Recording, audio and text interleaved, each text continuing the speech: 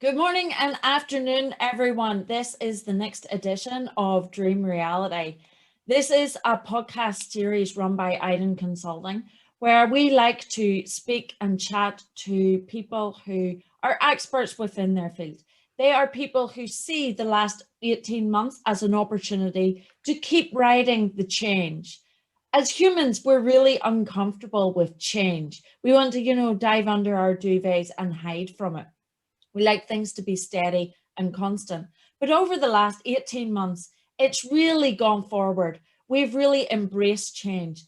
And now, really, for business, what we want to explore is how can we ride that wave of change? How can we keep the conversation going?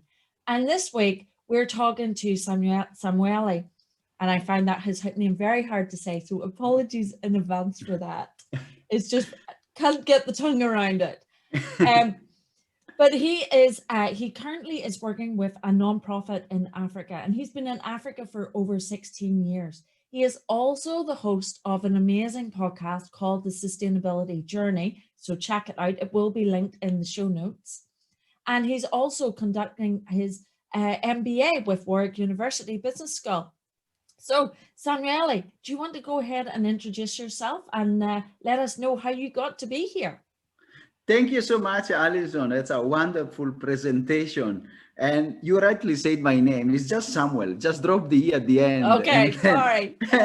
No, it's really nice, and it's a pleasure for me to be here and be able to discuss with you. I think you really touched for introducing me. Keep reading change. That was exactly what brought me here and brought me also to the challenge also in the last 18 months to start an MBA and to start bridging my career from the not-for-profit to the profit, and as well starting a podcast as you, discussing about sustainability. So we are really people that are embracing change. Yeah, it's true. It's true. And I think, over the last 18 months, and I think, just over the last 18 months and with the people I've interviewed, you really see that randomly I have chosen people that are very comfortable with change and are very driven within their careers. And I think that that's something really nice that is a bit of a trend coming through. But focusing on sustainability, which is really the topic of the day, right? So during the pandemic, if you were watching the news, you would hear all about the horrific statistics. But then afterwards, quite often there would be a little story in there, and sustainability was mentioned a lot, and it became a little bit of a buzzword. And now you see that the EU has banned certain single-use plastics, the plastic cutlery, and lots of other plastic straws, and and on and on. New Zealand has come out just this month and said that they are going to be single-use plastic free by 2025, which is, that's tomorrow. So how do you feel this is going to impact businesses and supply chains? Because normally it would be a bit of a push and a pull, but this is really a pull from public and government. How are businesses and supply chains going to keep up for this without having to pass a significant cost onto the end users? It's a very good question. Maybe we can start introducing the problem. It's really, I call it the challenge of our time, the responsibility of our times. And corporations, despite critics and different opinions, without doubt, now, even in the academic world, they have a crucial role to play. So how they can play their role, and which is the problem? The main problem is that, what is sustainability? If you read also the academic papers, there are so many definitions. For me, and the common one is we live without your limits. Reduce your footprint and live within our planetary boundary. It is not a new concept. They have been talking it since the 70s. But now the time is really ticking. We are planetary boundary. There is very interesting papers on science by Stefan and others, and tipping points are ticking. Already we are, without doubt, on a path of self-destruction. In academia, they are discussing about the Anthropocene era, the new era which has come out of the impact of human activity in the last 100 years that has changed significantly the the circles of nature. We have impact in the water, we're impacting the carbon. We are on a very different and perilous path. This one can be debated, but evidence is gathering and it's now almost without doubt. We can say now academia, the United Nations, and even the corporate has recognized that. In fact, one of the strongholds, the Business Roundtable in 2019, or even big corporations, they seems to have, or even academics, let me put it, they seem to have passed what Milton Friedman was in the 70s, the highly cited paper, discussion about the responsibilities as shareholder, and now they are embracing the stakeholders. We are talking about share value by Michael Porter. We are talking about an ecosystem of purpose. So that is the direction. Rightly said. So I'm a small business, somebody that's listening and say, oh, okay, I can agree with that, but how? No, how and why? Where is the value for me there? And the value comes, okay, we have the pressure from, I think, 3 angles. One is the planetary angle, because if you don't have a market, what are you going to sell? I mean, there is no planet, there's no point to make a business. The second one, it is more closer to you, is, of course, the regulators. As you mentioned, we had a new pressure on disclosure. We have a strong pressure, for example, we are in Europe, the new taxonomy, that framework that the European Union is pushing. And even in the States, there are pushes towards a strong compliance. So it's no longer something that you need to do voluntary, but now there are precise steps that they are forcing you there. The third one is maybe the most important. You will feel the pinch in your pockets because your customers, they might walk away. If you see research from now, we don't say now, not the NGO world, not the nice people with the green banner that in the 70s they were talking about, but, from PricewaterhouseCoopers, from McKinsey, from KPMG. So we cannot say strongholds of leftist radicalism, but seriously, the very consultant at the art of capitalism. So, I mean, I'm saying it also with a joke and irony, but they are really, really focusing on that. I was reading PricewaterhouseCoopers last surveys. Now, almost 2/3 of customers, they require sustainability. Young people, especially, I was reading Mintel, some research about the UK market, but even across geographies, it works, which are the factors that especially millennial, Generation Z, and the young people and teens. And it's actually, the strong focus is sustainability and also brand reputation. Especially a very low brand reputation can create skepticism, and with that also drive away your customer. What does it mean? I mean, if I have very low sustainability ranking and score, and now they are widespread, especially, there are a lot of rankings that are helping customers. For example, the one I've read is the Business of Fashion and McKinsey report, which is very interesting and is rating fashion and people. And you really see the link. Let me give you the example for the businesses and the people, because if you read the McKinsey Business of Fashion Sustainability Index rankings, and I asked the people to give me the ranking for some research I was doing, and you link it with what the market surveys are saying. For example, for one of the big, I don't know if I can tell the name, one of the big sportswear brands. Okay. This big sportswear brand is within the big five in for revenue sales. And I mean, we cannot say the name, but he has spectacular rise, and now he got in some trouble. He has very low ranking. How the customers, if you see the Piper Sandler report and other reports, we can say that teens are abandoning the brand in droves. Why? Because, you know, they lost appeal.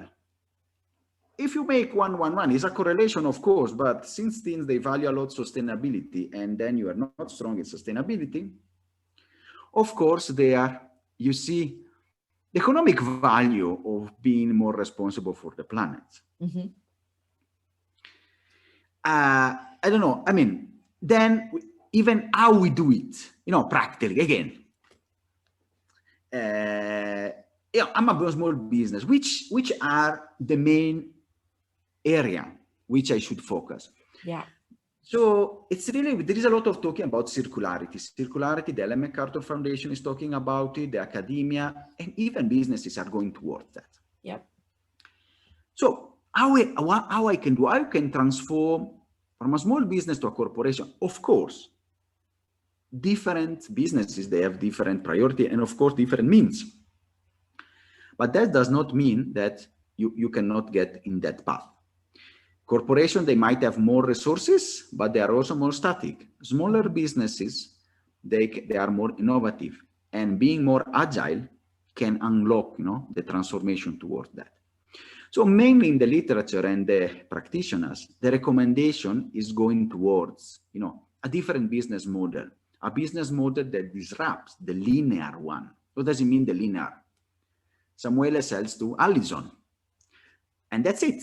Or Samuele sends to Peter, and Peter, who is the shop, sells to Allison. Then for me, when I sell to Peter, I sell direct to Allison, more or less is finished. Then to a holistic one. What does it mean, holistic one? A model that puts together the true life cycle of the product and have a sustainability assessment of that. So, you know, we're going towards the words recycling, the words reuse, enabling reuse, and also the words rental, so servitization. Okay. So you can use three main focuses. You know, one is, of course, it calls for a business model that go from selling towards, you know, renting, servitization of your model, which also helps you retain value of the products and extract value, you know, later. The second one is, of course, a design innovation about how I can make my product last longer. Yeah. If they last longer, then I can use them, I can increase their lifespan and reuse it in the market so they can be reused. And the last one, I should design an approach for durability, which is linked with that one, but also, you know, for durability that is linked and with recycling in mind. Okay. You know, easiness of recycling. And, you know, okay, very nice, but, you know, how then we can assess even further? And one question, then I finalize my long speech, you know. It's been fascinating. So many points. It's good. It's good. Yes. And then, you know, you really ask to yourself, which is the key question you need to ask yourself. And it was on the Harvard Business Review just the other day. So it's not just something, it's common sense, but it's really, when it's coming from Harvard Business Review, it comes, okay, it's already established. So you have to ask it's called Atanasu and others. So it's really asking, you need to ask these two key questions to you. How easy is to access, to enable a real circularity in your business model? A circularity matrix is called. How easy is to assess the product? Because it's easy to access my product or no? And how easy is to recycle? How easy is to extract value from it? And I really, I really invite people to read the article. Maybe we'll put the link. Yep. It's really interesting because it makes you think where I am, where is in this small matrix about easiness of recapturing value, easiness of recycling and access. Some products are very easy to access. For example, fashion, it is ideal for a circular economy because it's easy to access. Clothes is there. I mean, they are not very heavy minerals, and it's quite easy to process, more or less. So, and then, for example, and there are already, for example, the Adidas Parley, the one made from plastic, lines, the Patagonia, Recraft, and others, which are not endorsements, just examples. So, it's very ideal on others. Businesses are more difficult. So you need to ask yourself, I want to go in circularity. I want to do sustainability because that is the way. Now, if I want to do this business transformation, how I do it? And then you start doing the fast actionable step. You cannot go from maybe being completely unsustainable to full circular. Then you can go step by step. So your first one, you start reducing your negative impacts, and you start looking at, there are different models, the UN Global Compact that is putting there a lot of things. So there is a lot of models which they can be helped to design and really work within your business. And then from there you start, okay, let me start with the minimizing my bad impacts, which are the emissions, the packaging, there's the utilization of plastics, and all these small, looking at my transportation value chain, how I move my things. And then from there, the second step will be the positive impact, how I can go even further. I can enable and unlock and going circular, which I think they are the key allies, for that. One key ally is now the artificial intelligence and all the ecosystem that is around it. Even in my policies and others, we have seen a lot of this new innovation coming up. For example, in clothing, I was reading in one paper of the Ellen MacArthur Foundation about one startup that is using AI to enable you swap your clothes for vouchers. Or even another one, even one finding food waste. How? Just using your app to check your fridge, and within what you have in your fridge, that usually, everybody when go to the supermarket, they get excited. Let us put something and then, oh my God, I forgot this in the fridge, is almost expiring. What I'm going to do? 90% of the time it's become food waste. Okay, I don't feel, I don't know, and it was just a rush. So this app, it's really enables you just to use whatever you have in the fridge and create and gives you a recipe. So to reuse the things. And there are so many AI. There was also a discussion about artificial intelligence helping you also to be more compliant, to analyze your business and then helping in reporting, or even go even more practical, for design and innovation. So you really need to have a very holistic framework. So if one thing has to come out for the audience that needs to stick, you need to broaden and widen and have a really open vision if you want to achieve real sustainability within your business, which does not mean should be done at the expenses of profit. Of course, the business case of sustainability, it goes with reduction of costs. It has impacted a lot of people. In one discussion, for example, in one of the company, I can give this example. One of the company started this AI-powered reporting, ESG reporting. And since they have to go deeply in the operation, in the practical, how you tighten nuts and bolts, we can say, they got massive savings. So the board, from being like, why we are doing that? Okay, we are doing it for the PR and these crazy people. Now we can, okay, now we are talking business. So because if you unlocked massive, we are talking thousands, hundreds of thousands of euros, then of course the leadership is there. Yeah. And everything should have the push, as everything, as alignment, as strategy and everything. If people, the human factor is not convinced, if from the leadership, the governance, but even your people don't have this mentality of really working towards this transformation, whichever plan, whichever framework you will use, of course, it's going to fail. So it's really, for me personally, what I've seen, and it's the same for NGOs. Mm-hmm. Whatever project we are doing, and for example, with another organization that it's not my organization, an organization I collaborate willingly, because I feel they have a very good value. They are working towards a reduction of the stigma of menstruation, the stigma of the poverty period. Mm-hmm. You know, this, I usually say you can preach a lot, but if you don't unlock and go within the villages to explain women about their body, mm-hmm. putting yourself under an acacia tree and discussing, very practical issues with people, you don't unlock behavioral change. And you see, if you go with them, if you walk them, then you see the change. I tell you two things. One thing is usually when they prepare, they usually go maybe for 30, 40 women, and usually the attendance is 200, because everybody wants to come because they see the value. Yeah. And we're talking people, they walk in mm-hmm. actually in area.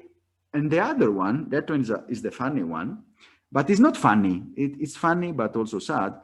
In a survey that was done, and they shared with me, with the approach to, one of the big problems is early pregnancy and abuse of women. And men and boys in school, they were saying, oh, we are not very happy about the training because women have become more strong, become more affirmative. So that is exactly the behavioral change that we want. Mm-hmm. And then, of course, now, after that, now there is a work on men, and also men, they are starting to come as champions. So it's really, you see, you really need to unlock the people and the factor people. You're talking about behavioral change in a pastoral society, or you're talking about a business, yeah, small or big, within the sustainability path. I hope I was clear. Sorry, I've talked a lot. No, that's great. I think, we have some guideline questions, and I think that you've managed to answer a lot of them, but maybe I will do a quick summary on it as well. But I think, obviously, I think, you need to recognize the work that's being done with period poverty and look at it in the big picture. Mm. And I think that your point there about, how people have to understand, and it's really important not to tell people to do things because they're not going to do it because they don't have the understanding. Once they understand, then that's how you get the buy-in and the behavioral change. And I think that that's really, when you talk about sustainability, I think a lot of business owners are afraid of the term sustainability that have existing businesses. And what they see are a lot of new startup businesses coming in that have more sustainable credentials, but they're new because it's easier to start from scratch. And I think that that's an education perspective of, they just see this massive umbrella of sustainability, and it's scary, and they just see that a lot of work ahead of them, so it's easier to continue as they are today. And really, your point of really just sit down and look at it and understand what it means, and just start with the small steps. And that doesn't have to be switching the light on and all of a sudden you're a circular, business. It's just going step by step, and that will allow you to gain traction with sustainability, which is going to drive a larger customer base, because that's what your customers are looking for. And it can bring in additional profits as you identify maybe gaps within your processes that you can streamline as part of the sustainability journey. And I love that, you mentioned as well that small businesses, small and medium businesses, because of their agility, have a greater access to this change, if you would, than a large business, which is a little bit like a juggernaut heading down a highway. It's very hard to change, whereas small businesses can trial things, see if they work. Okay, it doesn't work so much. Maybe if we do it this way, and it's much easier to implement. And you've really put a lot out there. I think my next question would be, I just have a couple more questions for you. But if you as I mentioned, the sustainability journey and the term sustainability is a large umbrella. There's so many facets underneath that.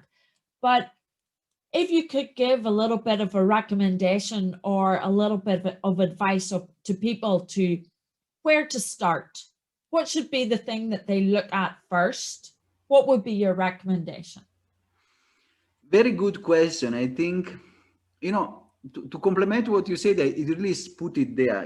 Uncertainty is a big block, stumbling block, for enable change and transformation. So people say, "Oh my God, sustainability!" But but it's really the way to go, and the research is telling that how we can do. So that's your question points really how we can do, and it has different layers. We can start from the individual. We can see that our choice matter. The way we consume, the way we work, and if you have seen the transformation even from a normal observation of the shelves of a supermarket that you go maybe on the Saturday morning to go and shop, you have seen now how the word sustainability, green and recycling has improved. And it's really now they are made a bit shiny. Some of it is maybe greenwashing. Some of it, we have done something. I have a very practical approach. I know solution cannot be achieved from 0 to 100. It will be wonderful, but you need to be gradual. You need to know where you are going, and you need to have key allies of where you are going and really transforming the path. That is what sometimes I say, especially from too radical criticism, which we need it because it tells us where to go.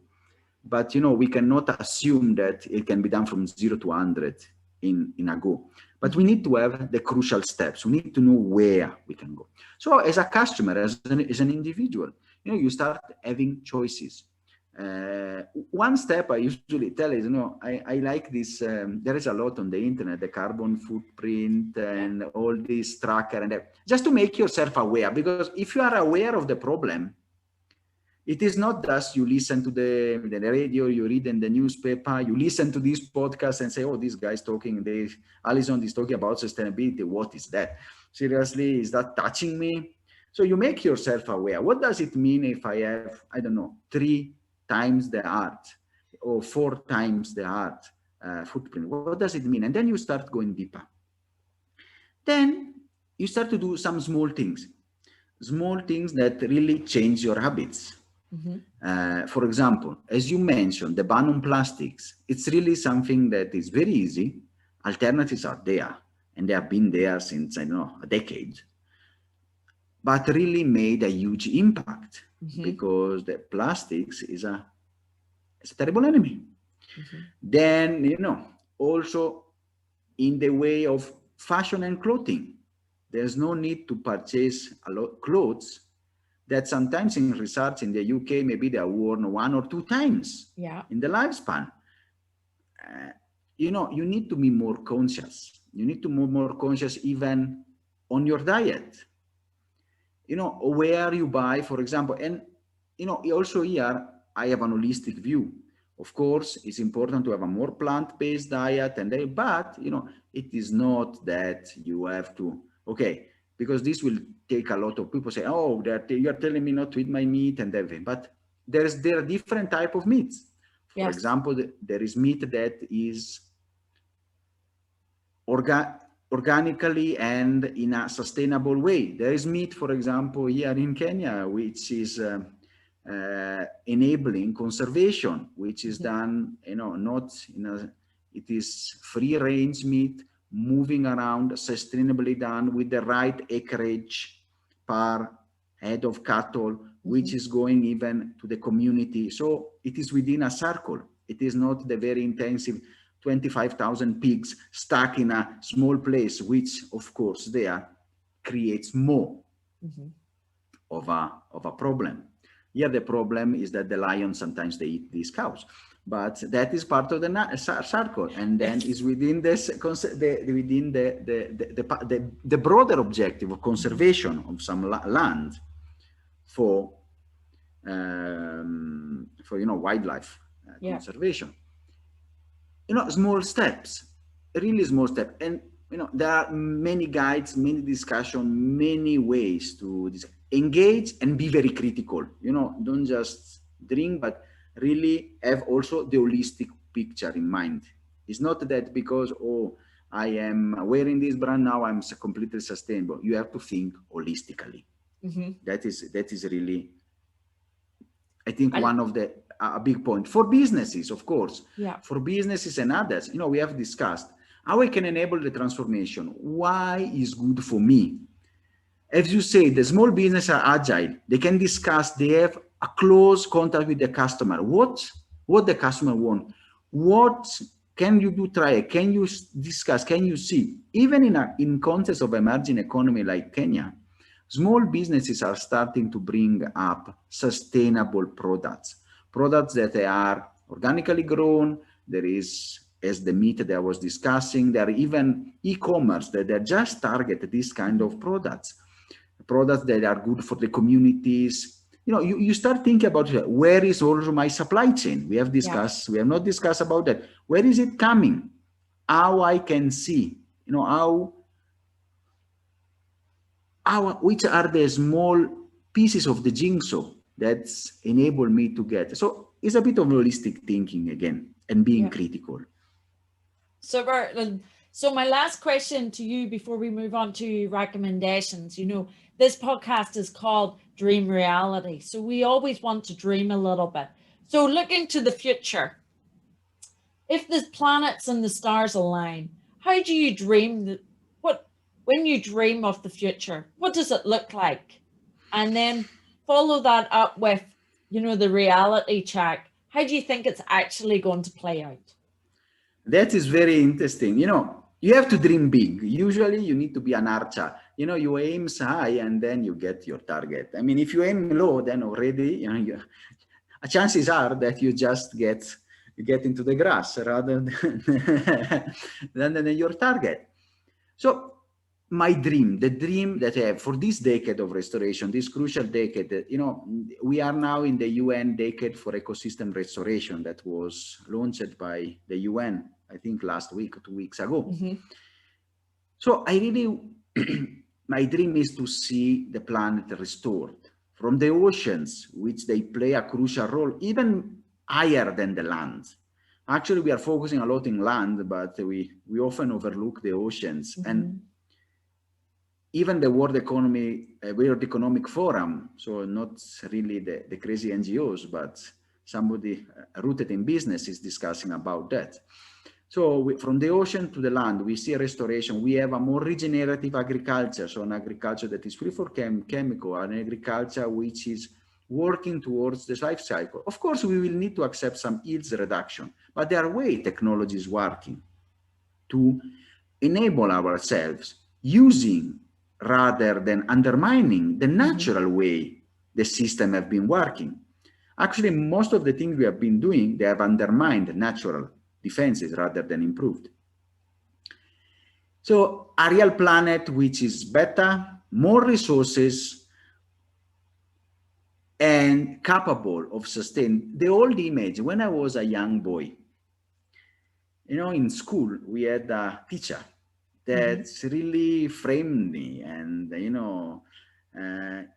gave me this image, which for the 80s, it was something not really, not so common. And they gave me, and then is a common metaphor for our journey in the art. We are like a spaceships. Resources are limited, and we are actually now with our behavior as humans, we are killing the very same systems that are making the spaceships hard working. Yeah. So with that in mind, thinking about that, seriously, I think there you have enough food for thought now to change. How we can done this change? Because of course, and I see their graduality. I see there are people that should come together. There's a lot of polarization. Polarization in society is a big problem, not only in the debate of sustainability, but everywhere. From the politics and everything. We really need now to have a common engagement. The problem is now, we are, as humans, we have an issue. We are destroying our planet. It's very welcome we are thinking about Mars and going to make a colony there, but still it is not seen the foreseeable future, and we might not have time.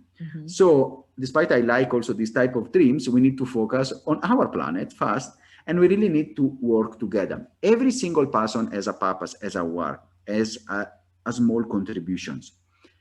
And especially, you can work so much, engage even with your representatives, engage with your people that are the decision makers, because of course we know regulations are important. Inform yourself and really think and understand the research, the market, where the market is going, which are the enablers. And we have seen now even the research in all the businesses from fashion to others is saying that customer requesting that. How I can deliver value, which is how I can change my value proposition to be in tune with those objectives. You'll be rewarded. Certainly a lot to think about there. And, I think for everyone that is listening or watching this, there is something that each of us can do with our decisions that we make every day. And that drives the change, because it becomes a cumulative effect, if you would, because it really drives, it comes from the customer, and it's really demanding and pushing that change with the suppliers and with the businesses that are there. Thank you so much. It's been a very insightful chat today. I've certainly learned a lot, and we've got a lot of literature that we're going to post in the notes, which will help explain maybe some more points. If people are interested in learning a little bit more, they'll be able to go away and read about it. But I think really from listening to you, if I could summarize it in one way, and maybe I'm a little bit, you can correct me if you want to send a different message, but I think that sustainability is not something that's scary. Sustainability is something that can be broken down to actual small concrete steps, which added together really can have a large compound effect. And really don't get scared by the large title, but just focus on what you can do step by step. Super. Thank you so much. That is perfect. That is perfectly said. That is perfectly said. Great. So I did ask you for a couple of recommendations. So do you have a book or a podcast that you recommend to people, or you love to go back to? Okay, I cannot recommend mine. It will be a conflict of interest. But okay, I can recommend books. Usually books, when you engage with books, it depends of your time period. For me, it's always difficult because I have a lot of books that I read. I usually read 30 to 50 big books a year. I try at least. And the last one, within these 6 months, I read a lot about behavioral change. I read a lot about, also reality checks. Always, I can say also, don't read only books that are in tune and in line with your thoughts. Read books that are not in line with what you think. Yeah. That is exactly the first step for critical thinking, because if you just listen to the same radio, you don't develop that. So I read, for example, one book that was very provocative was Leadership BS from Professor Pfeffer of Stanford University. Another book that I really liked, it was about how do you call it, made to stick, about how you market and you discuss. And another one was about psychology and transformation. There was 2 books. One is Surrounded by Idiots, very nice, very nice title. And so it's really, but I have so many books that I'm reading. So it's really, get in touch if you want, but really the main focus, main recommendation I want to give is this one. Do not read only what is in tune with your thoughts. Love that. That's a very strong message right there. And lastly, a little bit more fun and less serious. The song that if you're just having a tough day, or you're a little bit down, or you're super busy and you just want to free your mind, what is your go-to song?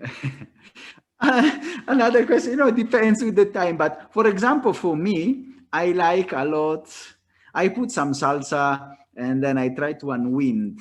There is one from Mark Anthony, Vivir la Vida, or other type of song. There is also Cheb Caleb, that is C'est la vie, which is very similar. Or another very song that's unlock the spirit, the joy of living, the worthiness of living. And I think that salsa, with that, the part, the music, the rhythm, and also the moves and the way, you interact, you really have to unwind yourself and really feel, as you say, lifted up. Fabulous. What a great recommendation. Well, guys, look, thank you so much for your time today. I think we've learned a lot from you. And this will be posted online on YouTube, and it's available on all the main podcast suppliers. And thank you so much for your time today. We're all going to make a lot of little steps now. Thank you, Erikson. Thank you so much for your time and for this opportunity. I really appreciate a lot, and you are doing a wonderful job. I really like your podcast. It's really a transformational journey towards change.